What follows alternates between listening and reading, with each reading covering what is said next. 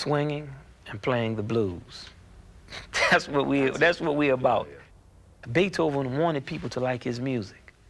He didn't say, oh, well, you know, they'll hear this in 25 years. He would say that after they rejected it and he was hurt.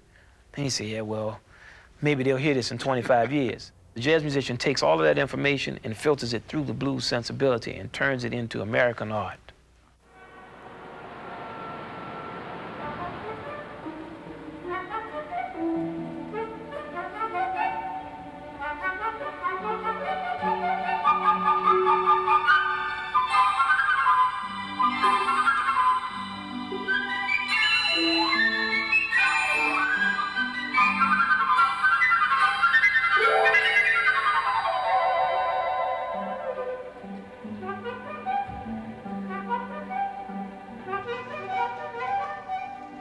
Wynton Marsalis is the major figure in jazz today, leading a drive at Lincoln Center and around the world, both to preserve the past and determine the future of what he calls the music most appropriate to our times and to our country. He'll be featured on the next Live from Lincoln Center telecast, which I hope you'll be looking for. Wynton has moved easily between the classical and jazz world for many years as probably our finest trumpet player, and he's only in his early 30s. Wynton, you switched over from classical music to jazz, and I've always thought you did that because you were bored. I mean, there are only 3 trumpet concertos you can play: the Haydn trumpet concerto, the Haydn trumpet concerto, and the Haydn trumpet concerto. You know, there must have been, were you just bored or what? Well, originally I started off playing jazz, but when you're young and a jazz musician, you're so sad that you can't call yourself a jazz musician. My father's a jazz musician, and my entire life I've always wanted to be a jazz musician. The only reason I really got into classical music was I heard a tape of Maurice Andre, and I liked the way he sounded. But my favorite trumpet players were always jazz trumpet players: Clifford Brown, early Miles Davis, Freddie Hubbard, Booker Little, because they played much more trumpet than anything that had ever existed in classical music. So why did you play classical music? Because I liked Maurice Andre. Really? You wanted to be him when you grew up? Well, I didn't want to be him. I wanted to be more like a combination of him and Freddie Hubbard and Miles and Clifford Brown and Coltrane. But I always played jazz, all of the time. I played with Art Blakey and the Jazz Messengers when I was 18. Before that, I was in high school. I always had some kind of gig trying to learn how to play. The thing about jazz is it's very difficult to learn how to play. And classical music is graded. You have musical camps. You can go to conservatories. You know you can chart your development. And jazz, you have to learn how to play the music. You have to recruit other musicians around your same generation who want to play. In my case, I was fortunate because my father is a jazz musician and a very informed educator. So I always could understand the difference between jazz and other things. Well, what kind of training is it? I mean, if you're, it's not just a question of playing scales. First, you have to learn how to play some blues. Yeah. Okay, that's number one. You have to learn how to play in all keys, how to improvise on the basic forms like rhythm changes, standard songs, All the Things You Are, and all these songs in all keys.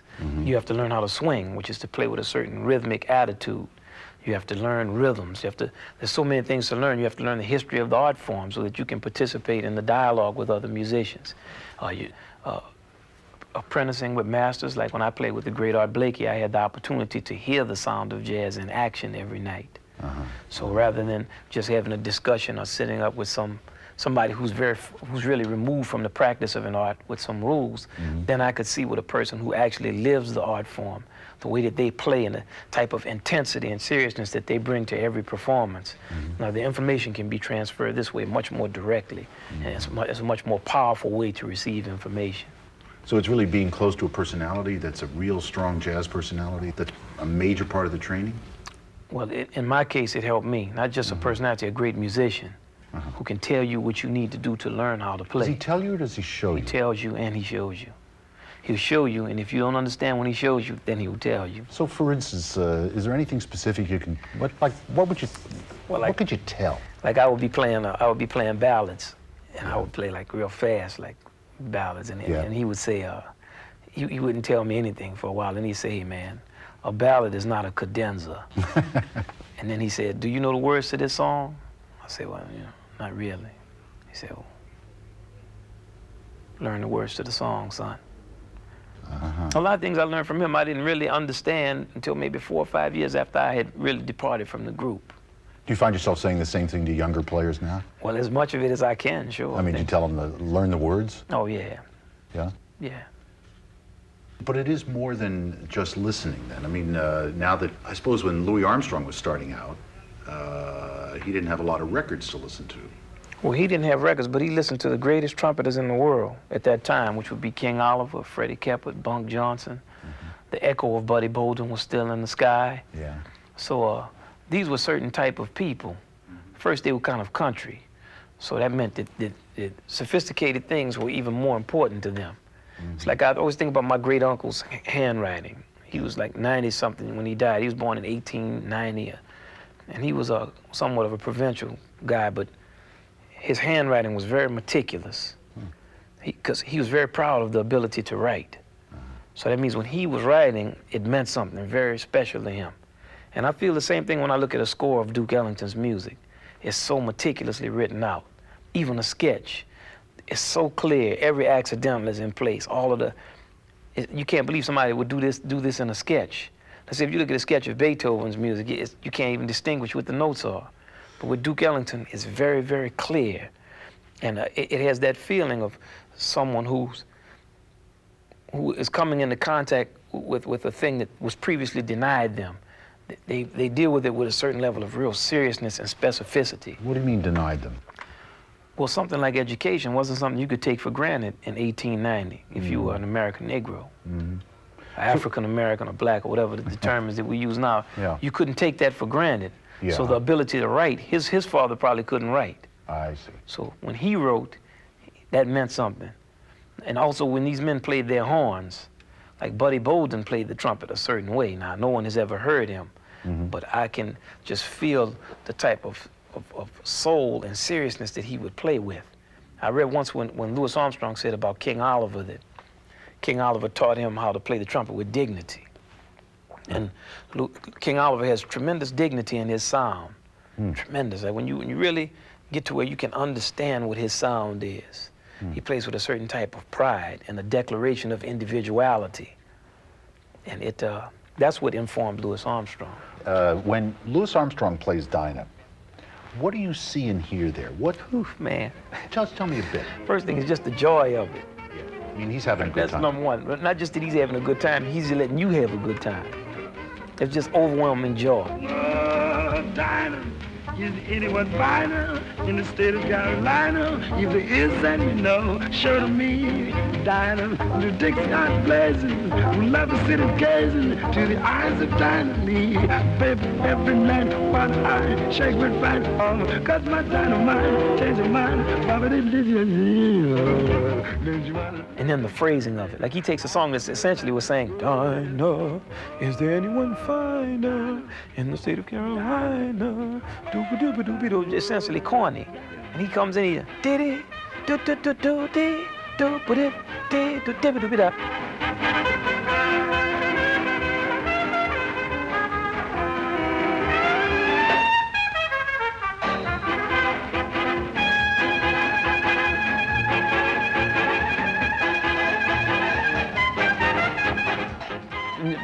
The thing that he does to this song is he transforms it into another whole.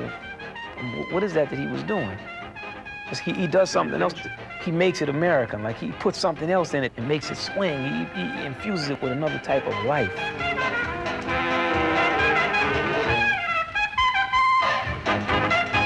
Of course, the sound of his trumpet will. I mean, You sound as if you know the whole thing by heart. That is, you could actually stand up and... I could come close to it. I don't know. I don't really know it, but I've heard it enough times. Yeah. But do you see jazz growing out of Beethoven, Brahms, Tchaikovsky in a continuity of music history? Jazz music has grown out of all music that has existed in the world. They're the musicians, like all of the pianists in the 30s who were really trained in classical music. Teddy Wilson, people like Willie the Lion Smith. And a lot of jazz musicians studied in conservatories. Thelonious Monk went to Juilliard. Miles Davis went to Juilliard. Yeah. The jazz musicians traditionally have always been amenable to learning from whatever music was available, whether it's a classical musician or folk blues musician or an Indian musician, because the jazz musician takes all of that information and filters it through the blues sensibility and turns it into American art. The problem we have in America is we have bowed so long to the feet of Europe. And I'm a person who has tremendous respect for European music. I love Beethoven's music and Bach's music, and they've played a lot of it. have scores, have studied it, but I don't identify with it like I identify with something that's swinging or with the blues. And it's not because the blues is more of a folk element and all of this folklore that's been attached to it. It's because the blues addresses more specifically the meanings of American life. You mean because you can play New Orleans jazz now in a contemporary way, whereas you can't play Prokofiev in a contemporary way? No, because jazz music is a celebration of individuals negotiating their identity through a harmonic form. Whereas when you play Prokofiev, you play trumpet. If I play Prokofiev fifth, he's the trumpet. Play that G a little louder. Yes, maestro. In jazz, you don't have that situation. So, in other words, you see the jazz musician as in the same way as you would a composer, and a classical musician looks at a composer and a performer as. Yeah, that's like with European society as opposed to American. See, also agrarian cultures, like the European culture around the time of Beethoven, they were agricultural society. We're not that way. We're technological. We deal with other. We have skyscrapers. People stacked on top of each other. We need communication skills. We have the right to vote. Now, we might not use it, but we do have a chance to influence the culture in a much greater way than somebody like Beethoven would have been thinking of. He was fighting just to not get off the street for a prince. Well, see, we don't have to do that. And that's something that, especially coming from the Afro-American culture, we have always been cognizant of that because our rights have been denied for so long, taken away and denied. And even once they were no longer denied, then the definition of our achievements have been far less than what they actually are. So there's always been a battle that goes on in American society, not just between black and white, because there are people on many sides of the struggle of both races who are trying to see our country become a greater version of itself. Because that is what democracy is. It's a process. And the thing that lets us know whether our system is working is the integrity of that process. There's no absolute. We can't say, okay, we've achieved this. We're always on the way to achieving, and that is how jazz music is. It's not perfect on the page like classical music. But you're making it sound as if jazz music to you is almost a political instrument. It's an art form, and it was created by the American people to deal with American aspirations and ideals. So in that way, it has to be that, because it addresses our form of life, our way of living. But you say when it's absorbed or taken in through a blues sensibility, do you have to be black to play blues? Anybody can play blues. It's like playing basketball. Anybody can play basketball. Yeah, but some people play it a lot better than others. Yes, well, that's what that is. But the question of playing basketball is still playing basketball. That's like doing math or anything that exists. You know, you can do anything you want to do. Now, if I want to be Louis Armstrong, I'm not going to be him. That's just how that is. But that doesn't mean I can't play. I'm not going to be Michael Jordan either, but I like to play basketball. But all the things you're talking about with communication are all technological things, and you play basically acoustic jazz. In other words, you're not taking advantage of that technology. The recording, phonograph record, CD, you have a synthesizer these in your cameras. band? Yeah, but the question of a synthesizer is, it doesn't necessarily, whether an instrument doesn't doesn't change what you're doing. Like, I could get a synthesizer in my band, it wouldn't change my approach to music. Like the synthesizer itself, okay, we have a synthesizer now. All it does is produce tones. Like what I'm speaking of now is the synthesizer is not a great achievement in 20th century technology or in 20th century life as much as the camera is, or the radio, or the satellite technology, or rockets, or, you know, there are many things that will define the 20th century. The synthesizer won't be one of them. But you've been somewhat reluctant about pop music. Do you differentiate between pop music and jazz? Well, there is a big differentiation between pop music and jazz. Oh, what's that? Well, the first thing is that pop music has one major beat that's on pop music. Boom, bat, boom, bat, boom, boom. Looks like you enjoy it anyway. Well, I mean, you know, I grew up playing it. That's the beat of popular music. Popular music, Duke Ellington's music is very different from that. Now, the fact that those who are in the so-called culture of America don't understand what those differences are, but like Albert Murray always says, we're not trying to establish that difference to look down on pop music. We're trying to establish that difference so that those who are interested in learning how to play jazz will know what the difference is. And so that the public will understand what the difference is. Tell me a little more what the difference is. Popular music today, one person plays a track, and another person plays a track, and another person plays a track. Jazz deals with thematic improvisation, collective group thematic improvisation. That means that all the musicians have to be together to play. Jazz musicians generally play in many more keys. Well, there are forms of popular music today where a lot of people who make it are not even really musicians, so they don't deal with keys.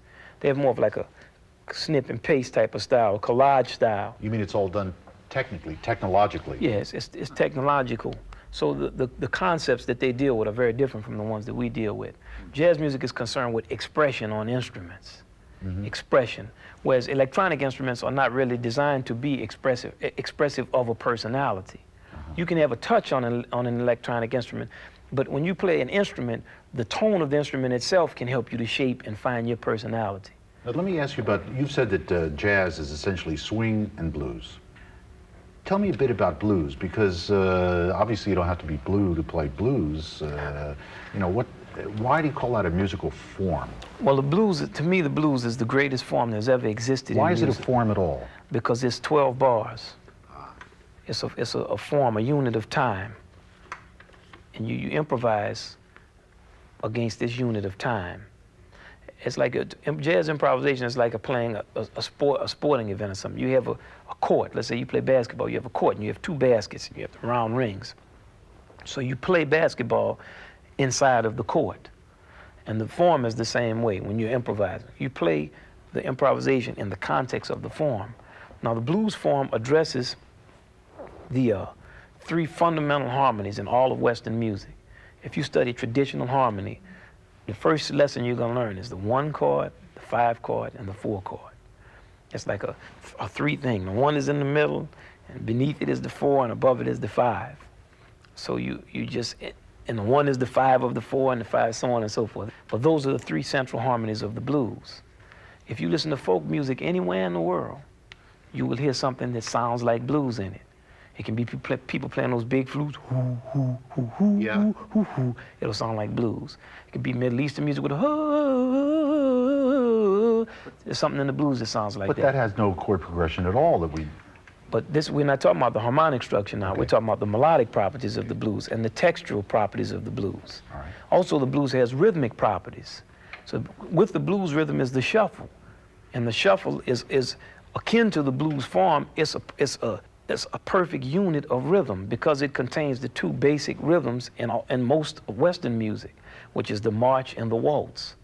March, doom, doom, boom, boom, boom, the waltz, doom, doom, doom, doom, doom, doom, the shuffle, ding, ding, ding, ding, ding, ding, 1, 2, 3, 1, 2, 3, 1, 2, 3, 1, 2, 3, 1, 2, 1, 2, 1, 2, 1. When we call it blues, you think of it as a mood rather than a form. Well, that's when you only understand the blues as blues. Albert Murray has written a great book called Stompin' the Blues, and he explains the different forms of the blues. Like there's the blues as in a mood where you say, I'm blue, that means you're sad. Yeah. But then there's the blues as music. Now the blues as music, the blues is like a vaccine. And they give you the smallpox to take the smallpox away. That's what cures you. And that's what the blues is. You play the blues to what Al Murray says, to stomp the blues away. You mean you play a sad piece of music to keep you from being sad? No, it's not sad when you play it because you're playing with it. And that's what the rhythm does in the blues. Like you might play the saddest, you may say, do do dee be dee do, do do do do do do dee. Now that's sad. But if you say, do do dee be do do, do do do do do do do do do do. Now it's much less sad. Well, I feel better. You see what I'm saying? You don't even have to get a new tie. Tell me about now what you're doing with jazz in the sense of putting it in a concert hall. I mean, aren't you sort of taking jazz out of context and putting it in a concert hall? Well, jazz has been in a concert hall since the 1930s. Duke Ellington had Carnegie Hall concerts in 1942 and 43. And here we are in 1994, still answering that same question. So the question of jazz being in a concert hall, or whether it's in a club or whether it's in a dance hall, the best place for jazz is a dance hall. Why? Because people can dance if they want, and they can listen if they want to. Both of those things can go on. Now, a club is an okay place for some chamber music type jazz. Yeah. And a concert hall is a fine place for a concert, of any type of music, be it religious music, jazz music, My feeling is that music should be played anywhere that it can be played in the world, be it in gazebos, in people's homes, concert halls. Personally, I've played music everywhere, in cathedrals, in the greatest concert halls, in the dingiest clubs. And I have to be honest with you that my feeling in all of those places is not really that different. In pits, whenever my horn is in my hand, I'm trying to play some music. And be it in the Alice Tully Hall or Avery Fisher Hall or in Pooh's Pub, you still playing for people who want to be made to feel good by your music. So what are you doing at Lincoln Center? I mean, why is... Having a good time. I came to New York to go to Lincoln Center, to be in Juilliard, to go to the Juilliard School, because I had always heard about it. And we have a good time at Lincoln Center. We have film projects, we have lectures, we send kids out into the public school system. We want to have picnics, we want to have festivals. Like, we want to invite the community into what we are doing. Lincoln Center is not some place with all the hallowed halls of Lincoln Center. It's just a group of buildings that are inhabited by people who are presenting the arts to the public. And when the public comes for our concerts for young people or whatever, we invite them into it. It's not like, oh, you're in Lincoln Center now, so you know. We are a part of Lincoln Center. And we bring that feeling that's essential to any real community experience, which is the feeling of soul, which means you are welcome here. You don't have to come in and act like you know, they're playing some jazz now. Come and sit down, check the music out, and have a good time. What about the idea that there's a lot of what people consider jazz that you don't play? I mean, do you leave things out? Well, we have a vision of what jazz is, and our program is true to that vision. That program is your program, is that right? It's our program. Okay. Myself, Stanley Crouch, Rob Gibson. Okay. We all decide what's going to go on. You're the grown-ups. Right, we determine what is going to go on in our program. We have a direction, we have a vision, and we're true to that vision. A lot of our vision comes from Albert Murray, and we believe in that vision. Now, we are not against other people's vision being articulated at all. We're in support of every jazz program because we believe music needs as many programs as possible to make it available to the public. But we cannot present what everybody thinks we should be presenting. You know, it's like if you're a president of a country, you can't make everybody happy. You have to go in a direction and let the chips fall where they may. You have to present something to people that can be rejected, and it can hurt that it's rejected. You can't say, well, they won't understand this. You know, in 50 years they'll get it. That gives your art it doesn't have the connection with the public that it has to have. Beethoven wanted people to like his music. He didn't say, oh, well, you know, they'll hear this in 25 years. He would say that after they rejected it and he was hurt. Then he said, yeah, well, maybe they'll hear this in 25 years. And that is what we're going to do. And whether we're criticized for it or celebrated for it, we have a philosophical direction that we feel is sound, and we will continue to pursue that direction. Can you articulate in some way what that direction is as opposed to fusion jazz or... Swinging and playing the blues. That's what we're about. We're about doing that. Extension, elaboration, and refinement on blues idiom statement. Not to put down any other styles. Because many times in the media it gets distorted as if we're attacking other styles. Those styles are fine, but that's not what we're doing. Jazz's audience is about the same size, I guess, as classical music audience, isn't it? Right, but jazz's audience could always be bigger. So could classical music. All we need is an investment. But really? Jazz has a much better chance than classical music has. Why is that? Because it's more pertinent to today. Jazz music has more of the sound of this country in it. Now, once again, I want to see jazz and classical music be popular. In no way do I want to seem like I'm denigrating classical music, because I feel that classical music is an important part of the foundation of a jazz musician. And I'm in thorough support of all the classical music camps. I have scholarships for kids at them. Yeah. And I believe in that type of training. So I don't want to set up this thing of, yeah, well, classical music, but jazz music is about the 20th century. So that you see that that jazz is moving forward in the 20th century. You see classical music struggling to find its way. Well, I feel that classical composers really went in a strange direction. Yeah, because why? I don't understand that. I feel that it became it's over refinement. And you have to deal with God and romance.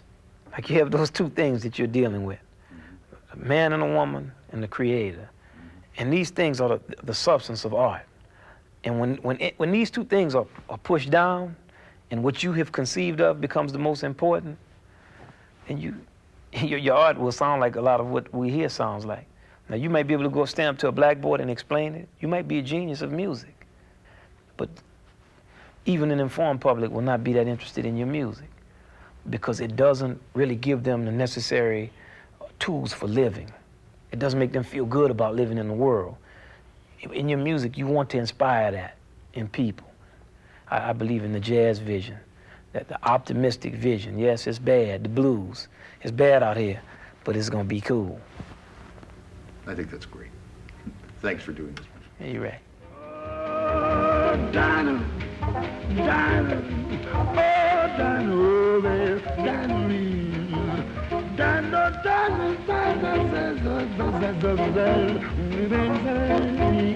oh, baby, every night, well, I, oh,